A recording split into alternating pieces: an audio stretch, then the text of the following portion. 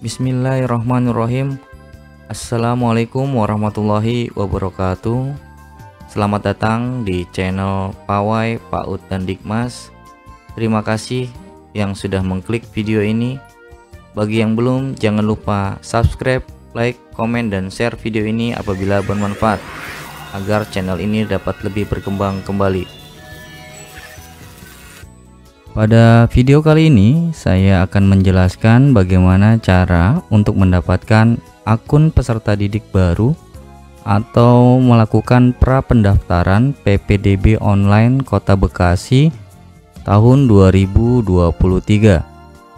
Sebelum kita melangkah lebih jauh bagaimana cara melakukan pra-pendaftaran, terlebih dahulu saya akan mengingatkan sekilas tentang aturan-aturan apa saja, dokumen apa saja yang harus disiapkan bagi calon peserta didik baru. Baiklah, di sini dasar hukumnya, kemudian asas PPDB.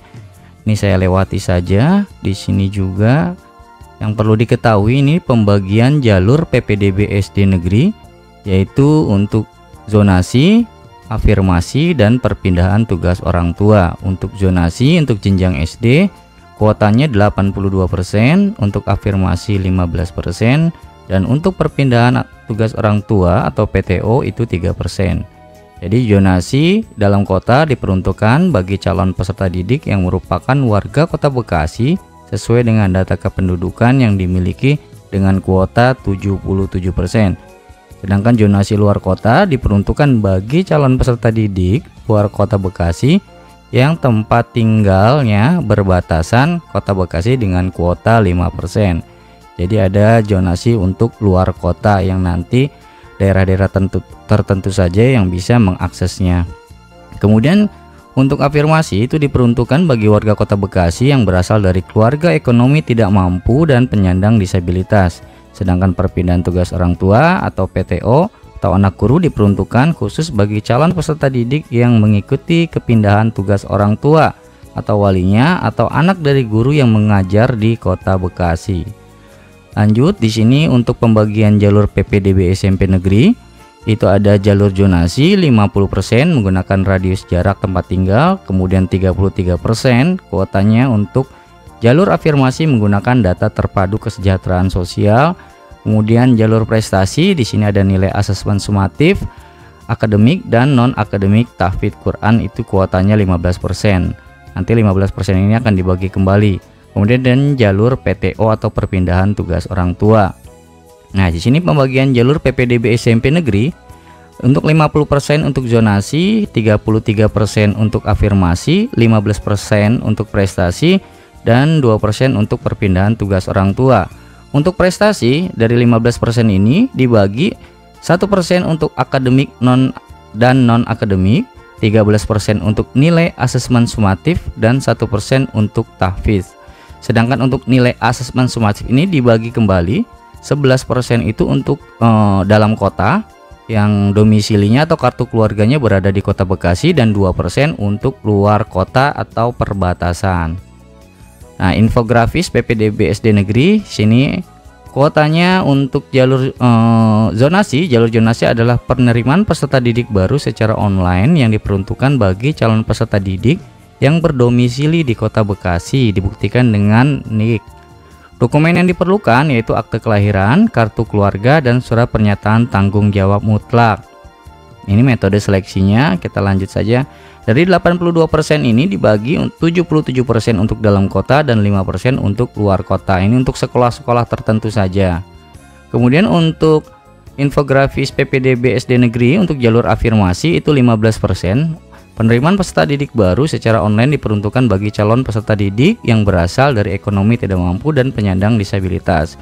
Ini dokumennya selain akte kelahiran, kemudian kartu keluarga. Di sini juga ada surat keterangan DTKS, non DTKS, KPM BPNT atau KPM PKH SKTM dari Dinas Sosial Kota Bekasi. Kemudian lanjut, nah ini untuk PTO untuk jenjang SD ada kuotanya 3%, jalur perpindahan tugas orang tua, kemudian dokumennya dan metode seleksinya.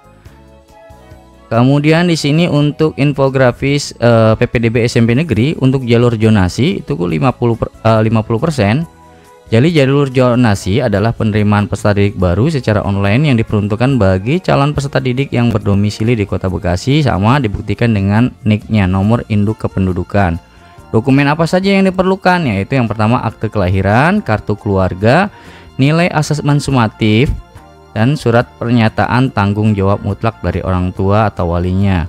Metode seleksinya, seleksi digunakan adalah berdasarkan radius atau jarak tempat tinggal calon peserta didik ke sekolah yang dipilih.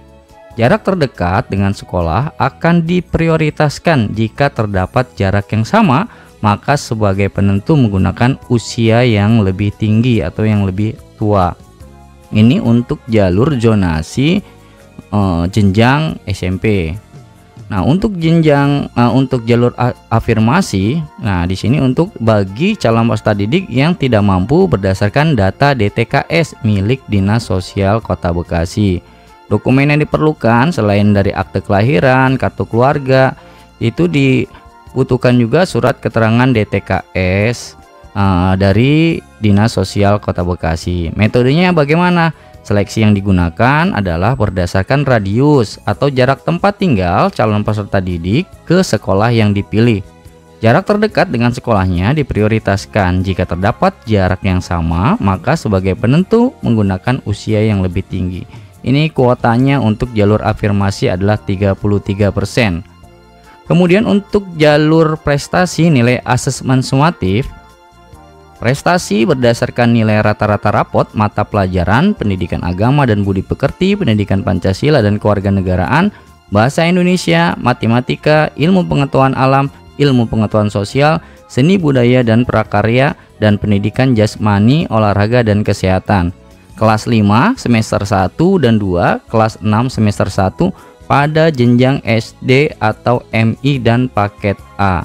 Jadi untuk nilai di sini adalah nilai yang sudah digabungkan, yaitu nilai, kalau kita lihat di rapot ada nilai pengetahuan dan nilai keterampilan, dan itu sudah di rata-rata. Jadilah nanti ada formatnya nanti di beranda PPDB-nya. Kemudian dokumen yang diperlukan apa saja, yaitu nilai asesmen sumatif dan dokumen sejenis dari sekolah asal. Metodenya yaitu seleksi digunakan adalah berdasarkan nilai akhir. Semakin tinggi nilainya, semakin diprioritaskan. Jadi nilainya tadi gabungan dari nilai rapot kelas 5 semester 1 sampai dengan kelas 6 semester 1 plus nilai asesmennya. Nah, kuotanya 15% ini dibagi, yang pertama 11% untuk lulusan dalam kota, yang 2% untuk lulusan luar kota. Jadi untuk lulusan luar kota maka bersaingnya juga dengan lulusan luar kota. Begitupun dengan lulusan dalam kota. Selanjutnya, untuk jalur prestasi akademik non-akademik, penerimaan peserta didik baru secara online diperuntukkan bagi calon peserta didik yang memiliki prestasi di bidang akademik maupun non-akademik. Jadi dokumen yang diperlukan, kartu keluarga, sertifikat prestasi akademik, lomba dan lomba OSN, sertifikat prestasi cabang olahraga wajib mendapatkan legalisir dari Komite Olahraga Nasional Indonesia atau KONI Kota Bekasi. Metode seleksinya yaitu seleksi yang digunakan adalah berdasarkan nilai akhir ditambah poin. Nilai akhir sama dengan nilai asesmen sumatif plus poin. Contoh nilai asesmen sumatifnya di rata-rata semuanya adalah 90. Nah, mempunyai kejuaraan atau lomba tingkat internasional, misalkan penambahan poinnya 50, maka nanti nilai asesmen ini 90 ditambah poin kejuaraan internasionalnya 50 menjadi 140. Nah, untuk kuotanya adalah 1%. Ketentuan sertifikat akademik, prestasi berdasarkan hasil perlombaan dan atau penghargaan di bidang akademik pada kegiatan lomba OSN Olimpiade Sains Nasional jenjang SD atau MI. Ketentuan sertifikat akademik yaitu untuk matematika, IPA, IPS, bahasa. Ketentuan sertifikat akademiknya tingkat nasional, tingkat provinsi, atau tingkat kabupaten. Nah, ketentuan sertifikat non-akademik yaitu prestasi berdasarkan hasil perlombaan dan atau penghargaan di bidang akademik pada kegiatan lomba OSN Olimpiade Sains Nasional jenjang SD atau MI. Kategori perlombaannya O2SN, FLS2N, Festival Olahraga Seni Pelajar Guru, Porda, Popda, kejuaraan lain yang diselenggarakan secara resmi dan diakui oleh kelembagaan olahraga daerah. Tingkat kejuaraannya tingkat internasional, tingkat nasional, tingkat provinsi, atau tingkat kabupaten kota. Nah, ini skema poin akademik non-akademik. Juara 1 tingkat internasional sebanyak 5 poin dan sampai nanti juara 3 tingkat kota kabupaten sebanyak 16 poin. Ini harus dipahami. Kemudian selanjutnya, skema poin akademik dan akademik beregu. Misalkan untuk pertandingan-pertandingan yang beregu bukan perorangan, ini poinnya berbeda dengan yang di atas. Untuk juara 1 tingkat internasional sebanyak 30 poin sampai nanti juara 3 tingkat kota kabupaten sebanyak 5 poin. Lanjut untuk jalur prestasi tahfidz Quran, ini tetap untuk PPDB SMP negeri ya. Penerimaan peserta didik baru secara online diperuntukkan bagi calon peserta didik penghafal Al-Quran yang berdomisili di Kota Bekasi. Apa saja dokumennya, sertifikat atau piagam atau bentuk lain yang dikeluarkan oleh lembaga tahfidz dan dilegalisir oleh Lembaga Pengembangan Tilawatil Quran Kota Bekasi, kemudian kartu keluarga Kota Bekasi. Metode seleksinya hampir sama dengan tadi metode seleksi untuk non-akademik maupun akademik, yaitu seleksi yang digunakan adalah berdasarkan nilai akhir. Semakin tinggi nilainya semakin diprioritaskan. Nilai akhir yaitu nilai asesmen sumatif plus poin. Penambahan poin itu kuotanya itu 1%. Contoh hafal 1 juz sampai dengan 10 juz, ini poinnya 10 sampai dengan 100 poin. Ada siswa menghafal 15 juz, maka artinya dia mendapatkan poin 150 poin. Nanti nilai gabungan yang asesmen dan rapot itu ditambah dengan nilai poin dari tahfidz Quran ini. Selanjutnya jalur PTO atau jalur perpindahan tugas orang tua itu diperuntukkan bagi calon peserta didik yang terdampak perpindahan tugas orang tua atau walinya. Jadi yang terdampak sebagai contoh orang tuanya tinggal di Bandung, kemudian dipindah tugaskan oleh perusahaannya atau oleh instansinya ke Kota Bekasi dan kartu keluarganya masih berada di Kota Bandung contohnya, maka itu bisa melampirkan menggunakan jalur perpindahan tugas orang tua dengan bukti surat tugas atau surat keterangan yang menerangkan bahwa orang tua tersebut dipindah tugaskan dari Kota Bandung dan saat ini berada di Kota Bekasi perusahaannya atau instansinya. Maksimal itu 3 tahun. Contoh saat ini adalah 2023, maka paling maksimal itu di tahun 2020. Apabila Bapak Ibu melakukan perpindahannya sudah sebelum 2020 di 2019 atau ke bawahnya, maka itu tidak dapat berlaku kembali. Itu hanya diperuntukkan bagi yang memang terdampak tugas dari perusahaan atau instansinya. Itu perlu dipahami karena masih saja ada yang gagal paham bahwa orang tuanya bekerja di Kota Bekasi kemudian melampirkan pekerjaan di Kota Bekasi. Memang awalnya di Kota Bekasi dan kakaknya Kota Bekasi. Nah, itu tidak berlaku. Untuk dokumen yang diperlukan apa saja? Ya, kartu keluarga, surat penugasan dari instansi lembaga, kantor atau perusahaan yang mempekerjakan maksimal 3 tahun. Kemudian dokumen ijazah atau surat keterangan nilai akhir. Metode seleksinya, seleksi yang digunakan adalah berdasarkan SKNA atau berdasarkan nilai asesmennya itu. Semakin tinggi nilainya semakin diprioritaskan. Dalam hal ini ada catatan, dalam hal terdapat sisa kuota jalur perpindahan tugas orang tua atau wali, maka sisa kuota dapat dialokasikan untuk calon peserta didik pada sekolah tempat orang tua wali mengajar. Sebagai contoh ada untuk anak guru, apabila daya tampung di sana belum terpenuhi, maka bisa dipenuhi oleh jalur anak guru. Tapi kalau sudah terpenuhi, maka untuk jalur anak guru tidak dapat dipergunakan. Untuk kuotanya adalah 2%. Nah, ini perlu digarisbawahi, perlu diingat tanggal-tanggal pentingnya.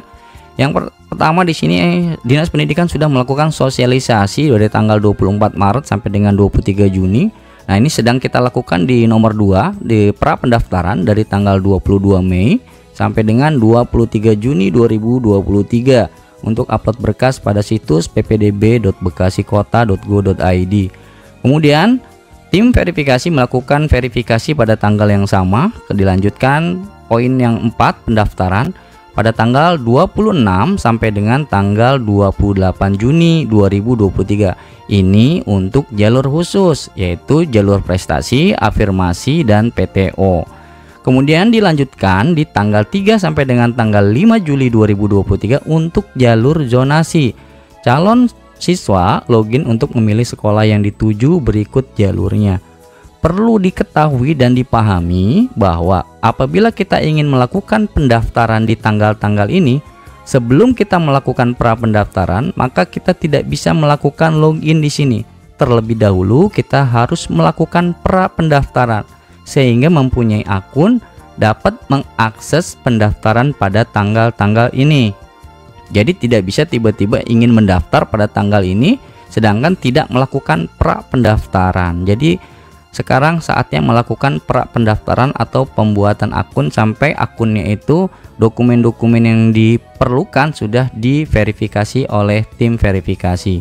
Kemudian nanti ada untuk seleksinya sama tanggalnya, kemudian ada jadwal daftar ulang, kemudian pengumuman dan MPLS. Lanjut, ini infografis proses PPDB. Jadi pada waktu pra-pendaftaran lakukan pengajuan akun mandiri melalui situs resmi dan unggah dokumen yang diperlukan. Nanti di verifikasi dokumen oleh tim verifikasi akan dilakukan oleh panitia PPDB berdasarkan dokumen yang telah diunggah.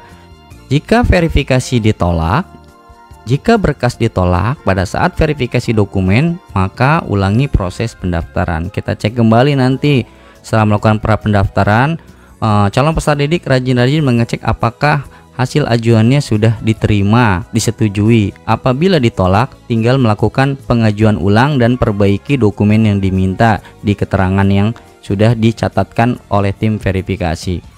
Kemudian jika apabila verifikasi itu diterima, jika dinyatakan lolos verifikasi berkas, calon peserta didik bisa melanjutkan ke tahap pendaftaran. Nah, untuk pendaftaran, siswa login dengan akun yang sudah dibuat, pilih jalur, kemudian sekolah tujuan, simpan tanda bukti pendaftaran. Kemudian di sini seleksi, proses seleksi dilakukan oleh sistem secara real time online. Jika tersingkir pada pilihan pertama, silakan kembali login dan pilih jalur serta sekolah lainnya. Selanjutnya, pengumuman hasil seleksi dilakukan pada hari terakhir pelaksanaan dan ditayangkan secara online pada situs resmi. Dan di sini nanti ada daftar ulang. Jadi pas calon peserta didik dinyatakan diterima, wajib melakukan daftar ulang melalui akun masing-masing calon peserta didik. Yang tidak melakukan daftar ulang dinyatakan mengundurkan diri. Nah, di sini ada infografisnya untuk daftar nama SMP negeri berdasarkan zona. Di sini dibagi 4 zona, yaitu zona A, zona B, zona C, dan zona D. Sebagai ilustrasi gambaran bahwasanya zona A itu untuk wilayah Kecamatan Bekasi Timur, Bekasi Utara, dan Medan Satria. Ini sekolah-sekolah yang berada di Kecamatan Bekasi Timur dan yang Bekasi Utara dan di Medan Satria. Jadi di sini untuk zonasi B-nya untuk wilayah Pondok Gede, Bekasi Selatan, Bekasi Barat. Untuk zonasi C-nya itu berada di Rawalumbu, Mustika Jaya, Bantar Gebang. Sebagai contoh, tinggal di Bantar Gebang ingin sekolah yang dituju di wilayah Rawalumbu, maka ini bisa dilakukan. Dan zona D di Jati Asih, Pondok Melati, Jati Sampurna. Dalam hal tempat tinggal, calon peserta didik dan sekolah tujuan SMP berbeda zona namun masih dalam radius 3 km, maka dianggap masih dalam satu zona dan tetap dapat melakukan pendaftaran ke sekolah tersebut. Nah, ini lain lagi bahwasanya jika memang berbeda zona tapi masih dalam radius 3 km, maka dianggap masih dalam satu zona dan tetap dapat melakukan pendaftaran ke sekolah tersebut. Ini perlu dipahami ya. Selanjutnya nih, informasi dan pertanyaan bisa menghubungi call center Kota Bekasi atau WhatsApp Dinas Pendidikan atau melalui Instagram Dinas Pendidikan di disdik_kota_Bekasi. Nah, ini untuk penjelasannya sudah saya jelaskan. Kita langsung saja, tidak perlu berlama-lama mempraktekkan bagaimana cara melakukan pembuatan akun atau pra pendaftaran. Ini kita langsung saja buka di situsnya di ppdb.bekasikota.co.id. Pemerintah Kota Bekasi, khususnya Dinas Pendidikan Kota Bekasi, selalu memberikan inovasi kemudahan bagi calon peserta didik untuk bisa mendaftarkan putra-putrinya. Ini bisa dilakukan secara melalui komputer atau laptop, bisa juga dilakukan melalui handphone. contoh saya menggunakan komputer atau menggunakan laptop, cukup nanti di Google ketik aja ppdb.bekasikota.go.id, maka akan diarahkan ke arah sini. Kemudian akan tampilan seperti ini. Di sini ada home, ada pra pendaftaran, ada info sekolah dan lain sebagainya, bisa dibaca. Kita bisa mengecek data siswa di sini, info pendaftar sudah berapa, apa data-datanya. Di sini sudah ada kurang lebih 3.318 data yang masuk.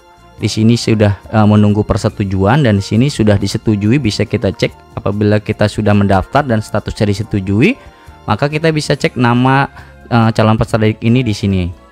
Ini sudah ada sekitar 7.514 data yang sudah disetujui oleh tim verifikasi. Yang di sini untuk menunggu persetujuan. Jadi nanti setelah melakukan pra pendaftaran, Bapak Ibu atau calon peserta didik bisa mengecek apakah pengajuan akun saya sudah disetujui atau masih menunggu persetujuan. Selanjutnya di sini di home kita kembali lagi. Nah, di sini dengan ini ada jadwal-jadwalnya, yaitu pada pukul 8 sampai dengan pukul 16. Di luar jam itu Bapak Ibu bisa melakukan pendaftaran namun tidak bisa melakukan pengajuan. Jadi Bapak Ibu bisa mengisi, menginput biodata, mengunggah dokumen, menyimpan dan sebagainya, tapi memang tidak bisa melakukan pengajuan. Nanti tetap data itu akan tersimpan. Nanti ketika jam sudah pada jam kerja atau operasional dari jam 8 sampai jam 16, Bapak Ibu tinggal klik pengajuan saja. Seperti itu. Jadi mau mengerjakan tengah malam pun bisa, tapi pengajuannya harus di pukul-pukul atau di jam-jam operasional, yaitu dari jam 8 sampai pukul 16 waktu Indonesia Barat. Di sini ada info pendaftar, info jalur, info sekolah, Bapak Ibu bisa ngecek semua. Nah, untuk yang belum paham format SPTJM dapat diunduh di sini. Ini surat edaran. Saya yakin saat ini sudah banyak yang sudah melakukan pra pendaftaran. Cuman lagi-lagi bagaimana supaya melakukan pra pendaftaran pembuatan akun itu tidak ditolak oleh tim verifikasi. Makanya saya akan di sini membuat tutorialnya, videonya, supaya pengajuan Bapak Ibu tidak ditolak oleh tim verifikasi. Kita lanjut saja. Di sini ada klik pendaftaran akun di pojok kanan, klik pendaftaran akun. Nah, apabila Bapak Ibu sudah pernah melakukan pengajuan akun, maka tinggal login ke aplikasinya. Nah, sekarang sebagai contoh saya anggap belum melakukan pendaftaran. Di pojok kanan bawah sini ada klik daftar, kita klik aja daftar. Pendaftaran akun peserta didik baru, pilih pendaftar dalam kota atau luar kota. Ini saya contoh dalam kota, asal sekolahnya misalkan sekolah dalam kota, jenjang yang dituju misalkan ke SMP. Nomor kartu keluarganya silahkan diinput. Saya akan inputkan datanya asal-asal dulu saja ya, karena saya sudah melakukan pendaftaran. Di sini saya hanya mengingatkan saja kembali. Kemudian memasukkan nomor NIK-nya, nomor induk kependudukannya. Nah, perlu diketahui di sini ada periksa NIK. Nah, untuk periksa NIK ini, tombol ini tidak terhubung dengan database kependudukan Dukcapil. Jadi fungsi cek NIK tersebut adalah untuk mencari data di dalam data nilai yang pernah dikirim sekolah ke Dinas Pendidikan, serta kemungkinan itu NIK sudah digunakan oleh orang lain nih. Jika data ditemukan, maka akan muncul data calon peserta didik di formnya. Namun jika tidak ditemukan datanya, maka dapat diisi manual. Semua data siswa dalam form tersebut termasuk data nilainya oleh calon peserta didik yang bersangkutan. Jadi inti dari periksa NIK di sini, tombol NIK ini tidak terhubung dengan Dukcapil. Cek NIK ini hanya mengecek data siswa yang termigrasi ke web PPDB atau tidak. Jika tidak, dilakukan input manual saja. Nah, lanjut, kemudian isi NISN-nya, nomor induk siswa nasionalnya. Kemudian tapi kalau datanya kosong atau tidak mempunyai nisan, misalkan dari dia tidak pernah di jenjang PAUD atau di PAUD tapi nisannya tidak keluar dan lain sebagainya dengan kendala sesuatu hal, maka ini bisa dikosongkan. Kemudian isi nama lengkapnya. Kemudian setelah isi nama lengkap, tempat tanggal lahir diisi, tempat lahirnya di mana, tanggal lahirnya ini bisa diisi, tahunnya tinggal digeser-geser saja. Nah, selanjutnya kemudian di sini ada pilih jenis kelamin, perempuan atau laki-laki, kemudian NPSN asal sekolahnya jika memang berasal dari untuk jenjang SD, Misalkan memang sekolahnya dulu ada di TK atau di RA dan lain sebagainya, bisa diinputkan nomor NPSN-nya. Kemudian masukkan emailnya. Di sini menggunakan email orang tuanya, konfirmasi email dengan email yang sama, kata sandi, sandinya, kemudian konfirmasi kata sandi. Sandi di sini harus sama dengan konfirmasi kata sandi. Setelah ini sudah diisi semua, maka klik daftar aplikasi. Jadi itu cukup mudah cara proses pengisiannya. Kemudian untuk tanda-tanda berbintang ini wajib diisi. Apabila salah satu tidak diisi, maka tidak akan bisa melanjutkan. Kecuali yang tidak ada tanda bintangnya seperti NISN dan sekolah asal. Di sini sekolah asal tidak berbintang, maka kalaupun tidak diinputkan itu tidak akan mempengaruhi untuk melakukan proses daftar di aplikasi ini. Kita lanjut saja. Apabila berhasil, maka kita tinggal login. Saya mempercepat saja karena rata-rata sudah mempunyai akun. Saya coba daftar menggunakan akun yang pernah saya buat, menggunakan email ataupun nick calon peserta didik. Kemudian di sini passwordnya kita inputkan ulang, kemudian login ke aplikasi. Nah, di sini berhasil, sudah tertulis nama siswanya Kaila Naura Atifawani. Di sini kebetulan saya sudah menginputkan data pribadi dan dokumen-dokumen yang diperuntukkan. Saya ingin memberikan contoh supaya mempertegas lagi tidak salah dalam proses pendaftarannya. Masukkan data pribadi yang tadi sudah kita isi, pendaftar dalam kota, sekolah SMP, nomor kartu keluarga, nomor induk kependudukan, nomor induk siswa, nama lengkap, jenis kelamin, tempat lahir siswa, tanggal lahir siswa, NPSN asal sekolah, sekolah asal, tahun lulus, nama ibu kandung, email, nomor handphone, dan nomor handphone lain yang dapat dihubungi. Di sini masukkan email orang tua wali peserta didik yang aktif. Di sini untuk nomor handphone atau orang tua wali yang dapat dihubungi. Setelah ini sudah kita cek dan memang sudah sesuai, maka kita bisa lanjut ke bawah.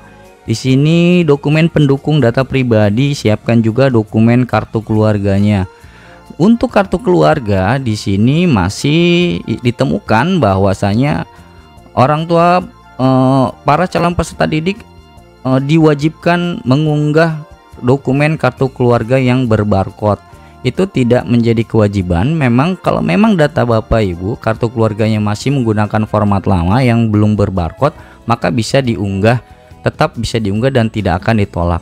Apabila memang sudah berubah berbarcode dan tanggal pencetakannya itu masih baru di bawah 6 bulan, di bawah 31 Desember, contoh baru kemarin bikin di bulan Mei perubahan barcode-nya, maka harus melampirkan kartu keluarga yang lamanya. Tapi kalau sudah punya yang lama, tidak perlu melampirkan dokumen KK yang berbarcode. Jadi untuk yang berbarcode ini tidak diwajibkan, tapi alangkah baiknya dokumen kartu keluarga itu sudah yang berbarcode. Itu saran saja supaya nanti kedepannya itu ada fungsi dan nanti tidak merepotkan juga. Selanjutnya untuk ini contoh, misalkan ini berkasnya yang sudah saya upload, kita bisa ngecek di sini. Apabila memang berkas di sininya salah dalam proses penguploadan, kita bisa melakukan upload ulang. Di sini tinggal klik saja, browse lagi, kemudian kita pilih dokumen mana yang akte KK yang memang kita sudah punya, tinggal kita open di sini. Dalam bentuk PDF boleh, dalam bentuk gambar, JPEG atau JPG juga boleh. Jadi boleh dalam format gambar ataupun dalam format PDF. Selanjutnya di sini unggah akte kelahirannya, pilih dokumen akte kelahiran, kemudian unggah surat pernyataan tanggung jawab mutlak yang formatnya sudah ada di beranda tadi. Kita bisa cek di sini. Ada pertanyaan apakah ini harus bermaterai atau tidak? Boleh bermaterai, boleh juga tidak bermaterai.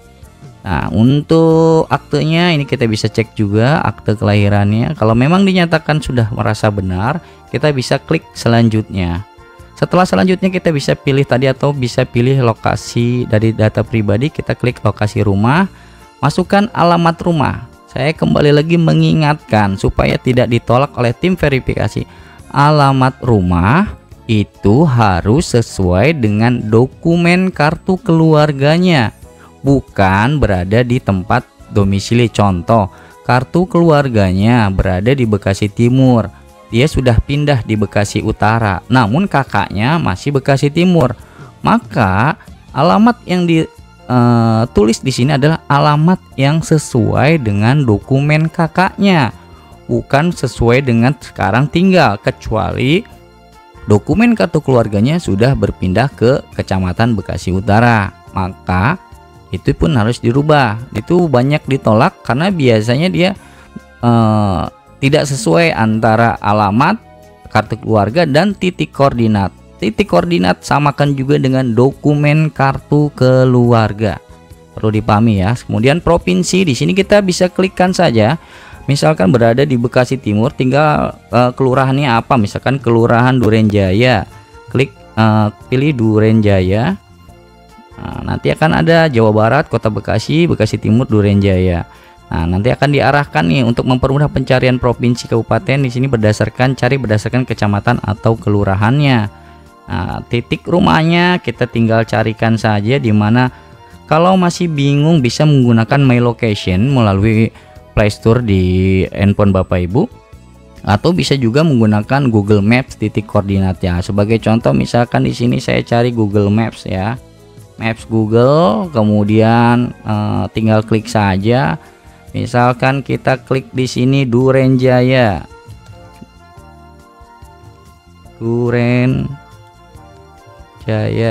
Nah, di sini ada Durenjaya, pilih saja.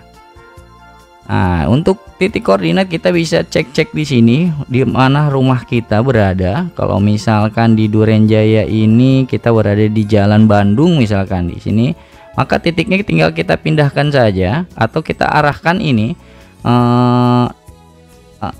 kursornya berada di sini. Nah, maka titik koordinat lintang dan bujur itu kita bisa ambil di sini. Di sini nih ada -6 titik 238342, ini untuk bujur lintangnya.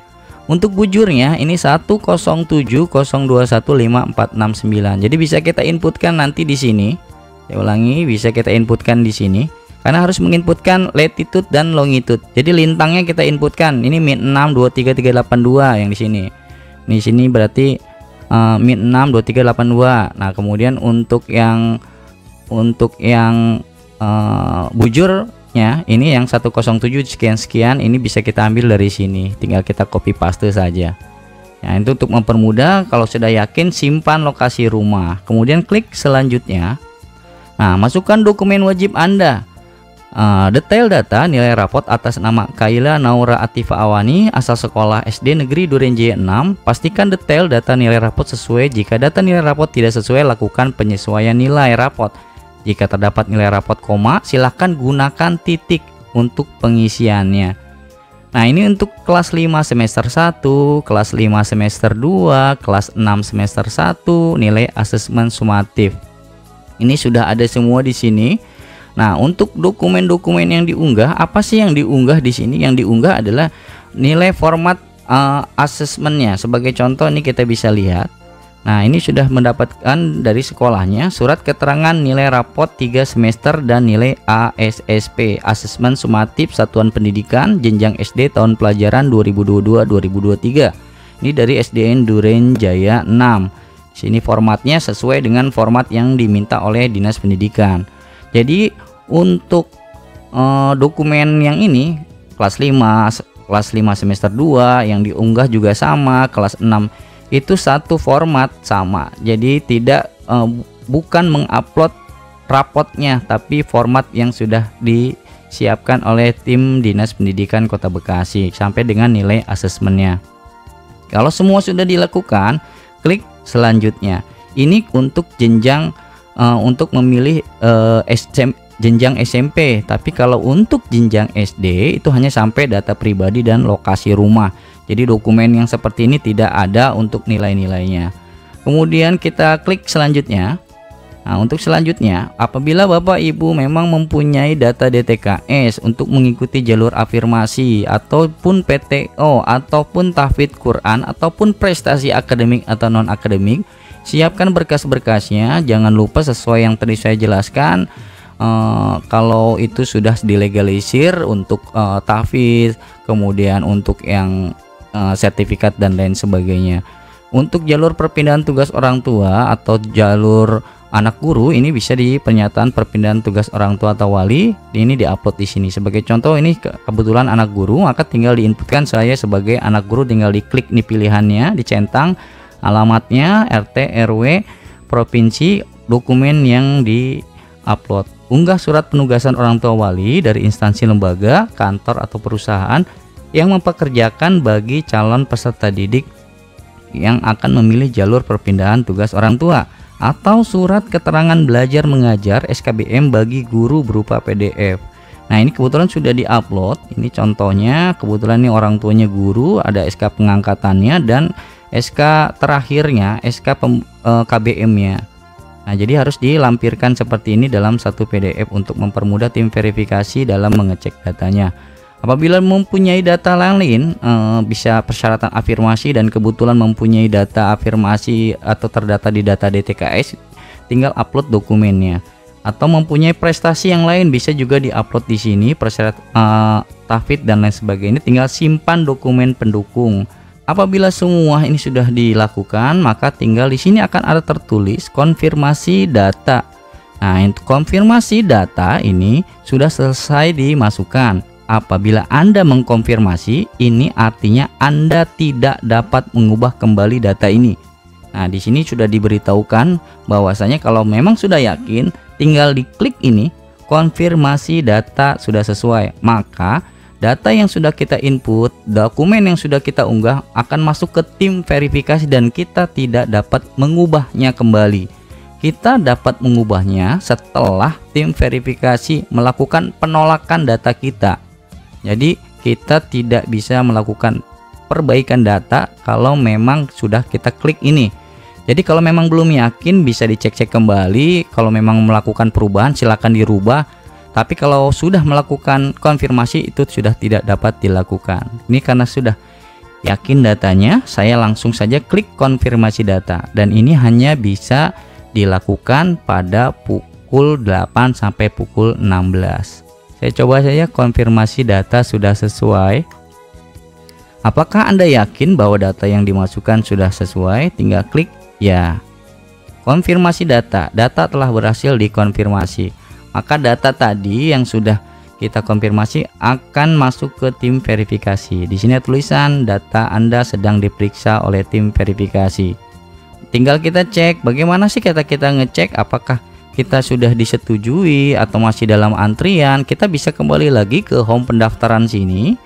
Kemudian di sini kita bisa cek di data info pendaftar. Tinggal klik saja info pendaftar. Nah, ini masih menunggu persetujuan. Bisa kita cari search berdasarkan asal sekolah, tanggal lahir, tempat lahir, nama. Contoh saya berdasarkan nama saja. Di sini kita klik cari Kaila yang tadi, Kaila Naura. Nah, di sini udah muncul Kaila Naura Atifawani. Dia masih dalam proses menunggu persetujuan. Apabila sudah disetujui, Bapak Ibu tinggal cek di sini nih, sudah disetujui. Nah, nanti tinggal dilihat di sini kalau memang sudah disetujui. Jadi cukup mudah. Pemerintah Kota Bekasi, khususnya Dinas Pendidikan Kota Bekasi, selalu melakukan inovasi bagaimana calon peserta didik, orang tua, warga Kota Bekasi yang ingin melakukan pendaftaran secara online. Jadi hilangkan bahwa stigma melakukan pendaftaran itu ribet, susah, itu dihilangkan. Di zaman sekarang dengan era teknologi, kita tidak boleh lagi ketinggalan. Kita harus menyesuaikan. Dulu kita di saat pandemi bagaimana susahnya melakukan pembelajaran jarak jauh. Tapi karena sudah kita terbiasa dan jalani, itu dijalankan dengan mudah. Sebagainya dengan cara ini semua orang tua bisa melakukannya. Bagaimana kemauannya, mau atau tidak melakukan perubahan itu. Ya, jadi itu mungkin yang bisa saya sampaikan. Sesuai dengan slogan dari PPDB kali ini, semua bisa sekolah. Di bawah kepemimpinan dari Bapak Kepala Dinas Pendidikan Kota Bekasi, Bapak Dr. UU Saiful Miknar SPD MM, bahwasanya saat ini Kota Bekasi Dinas Pendidikan selalu memberikan kemudahan akses, selalu memberikan keterbukaan bagi Bapak Ibu dalam proses seleksinya. Demikian penyampaian video kali ini. Mohon maaf apabila terlalu cepat, apabila kurang dipahami, saya mohon maaf yang sebesar-besarnya. Mudah-mudahan di lain waktu saya akan menjelaskan tutorial bagaimana cara melakukan pendaftarannya pada tanggal nanti di tanggal-tanggal untuk pemilihan jalur prestasi ataupun nanti pada jalur zonasi. Jangan lupa untuk subscribe, like, komen, dan share video ini jika video ini bermanfaat. Terima kasih. Wabillahi taufik wal hidayah. Wassalamualaikum warahmatullahi wabarakatuh.